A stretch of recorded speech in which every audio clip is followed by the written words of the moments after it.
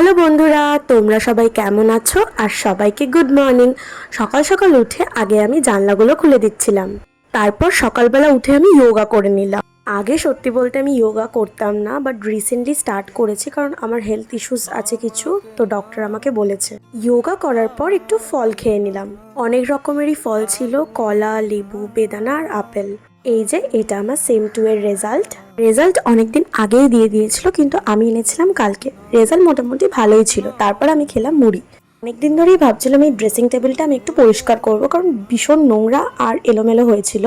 এই কয়েকটা জিনিস আমি ওপরে নিয়ে এসেছি, কারণ আমরা যেহেতু নিচে থাকতাম, আমরা এখন ওপরে শিফট হয়েছি, তাই কয়েকটা যেগুলো রেগুলার ইউজ করি সেগুলোই ওপরে নিয়ে এসেছি, আর বাকি সব নিচেই আছে। তো এই যে ফাইনালি পুরোটা পরিষ্কার করার পর সুন্দর করে সাজিয়ে নিয়েছিলাম। তারপর দুপুরবেলা ওই 4টের সময়, যখন আমি কিছুই করি না, ফ্রি টাইম থাকে, তাই আমি কিছু ওয়ার্কশিটস বানাচ্ছি কালারফুল। আসলে আমার একটা ছোট স্টুডেন্ট আছে, তোমাদেরকে দেখিয়েছিলাম একটা ভ্লগে।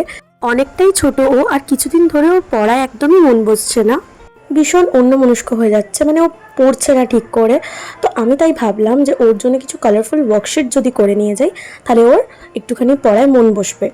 তো এই যে ওকে আমি পড়াতে চলে এসেছি, আর দেখো ও কতটা খুশি। আসলে রোজ দিন একঘেয়েমি খাতার মধ্যে পড়াশোনা করতে কোনো বাচ্চারই ভাল লাগে না, তাই ওকে একটু আনন্দ দেওয়ার জন্য আর একটুখানি পড়াশোনার মনটা আনার জন্য আমি ওরকম ওয়ার্কশিটস বানিয়েছিলাম।